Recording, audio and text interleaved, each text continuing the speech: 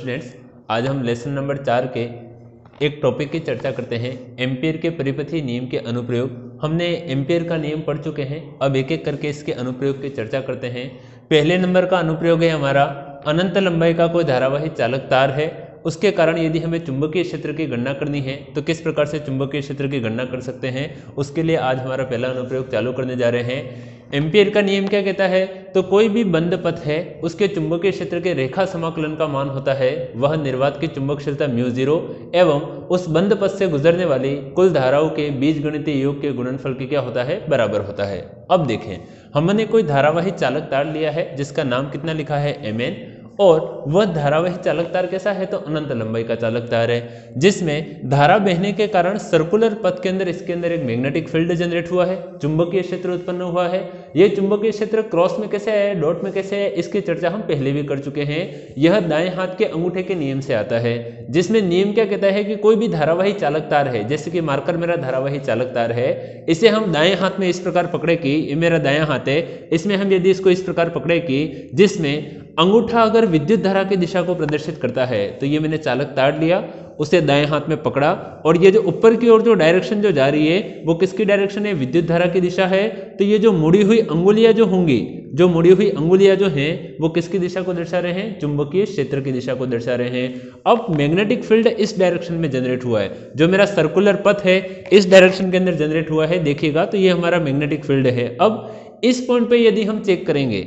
चालक तार के इस बिंदु के ऊपर, जिसको मैंने P से लिखा है, तो आप देखेंगे कि मैग्नेटिक फील्ड बाहर से अंदर की ओर आ रहा है। कहां से कहां की ओर आ रहा है, बाहर से अंदर की ओर, जिसको मैंने किससे लिखा है, क्रॉस से। एवं इस पॉइंट पर यदि हम चेक करेंगे यहां के बिंदु के ऊपर, तो क्या दिखेगा कि मैग्नेटिक फील्ड इस डायरेक्शन में जा रहा था, और इस पॉइंट पे कैसा है, तो अंदर से लेकर मैग्नेटिक फील्ड कैसे निकल रहा है, बाहर की ओर निकल रहा है। तो कोई धारावाही चालक तार है जिसमें अंदर से बाहर की ओर मैग्नेटिक फील्ड को मैंने डॉट से दर्शाया है, और बाहर से अंदर के लिए मैंने किसका प्रयोग किया है, क्रॉस का, जिसमें B और DL एक ही डायरेक्शन के अंदर जा रहे हैं। नाउ चालक तार से स्मॉल r दूरी पर स्थित एक बिंदु P है, जहां हमें किसकी गणना करके लेकर आनी है, चुंबकीय क्षेत्र की गणना करनी है। अतः अतः एम्पियर के नियम से क्या कहता है एम्पियर का नियम, एम्पियर का नियम कहता है close integration B vector dot DL vector R equal to μ0, और साथ में कितना चलेगा, समेशन I चलेगा। हम जानते हैं जैसे ही हम डॉट हटाएंगे तो हमारे पास में कितना निकल कर आएगा, cos थीटा, यहाँ पर आ जाएगा क्लोज इंटीग्रेशन B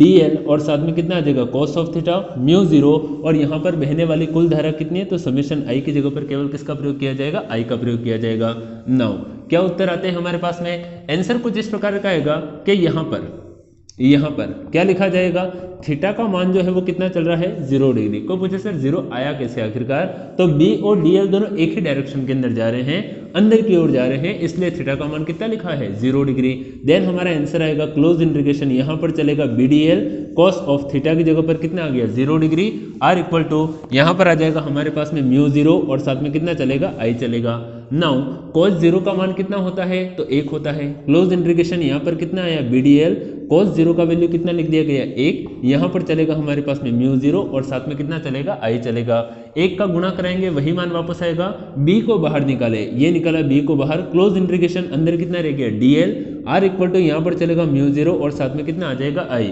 DL के समाकलन का अर्थ ये रहेगा कि यहाँ पर जो भी छोटे छोटे अल्पांश है, जिनको अपन ने किससे लिखा है, DL से लिखा है, उन सभी छोटे छोटे अल्पांशों को यदि हम जोड़ देंगे तो हमें वृत्त की परिधि का सूत्र मिलता है, और वृत्त की परिधि का सूत्र होता है हमारे पास में 2πr। कितना सूत्र होता है, 2πr, यहाँ पर आएगा μ0, और साथ में कितना निकल कर आएगा, I, जिसमें B का मान केवल निकालना है, तो B इज इक्वल टू कितना आ गया, तो एक तो कौन चला, μ0, साथ में कौन आ जाएगा, I, और भाग किसका लग जाएगा, तो 2πr, इसका क्या निकल कर आ जाएगा, भाग निकल कर आ जाएगा। नाउ यदि इसको हमें ग्राफ से दर्शाना है, ग्राफ से दर्शाने का मतलब क्या रहा कि B व R के मध्य graph,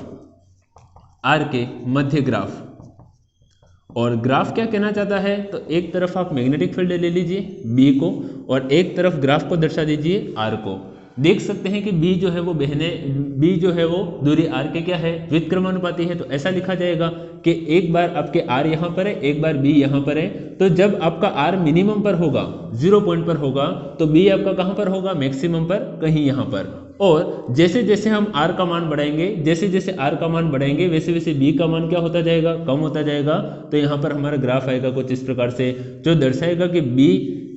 inversely proportional to 1 upon कितना होता है, आर होता है, अर्थात बी आर के क्या होना चाहिए, विद क्रमानुपाती, जिसमें आर का मान बढ़ाते हैं तो बी का मान कम होता है और बी के अधिकतम मान के लिए आर का मान न्यूनतम से न्यूनतम की ओर होना चाहिए, जिसे हम ग्राफ द्वारा भी प्रदर्शित कर सकते हैं। तो ये हमारे एम्पियर के नियम के पहले नंबर का अनुप्रयोग है, जो अक्सर 2 या 3 नंबर के अंदर पूछा जाता है। यदि इसी प्रकार के वीडियो आप और अधिक प्राप्त करना चाहते हैं तो इस चैनल के ऊपर लगातार बने रहिए। यहाँ 12th कक्षा से संबंधित लगातार इस प्रकार के वीडियो दिए जा रहे हैं। धन्यवाद आप सभी का।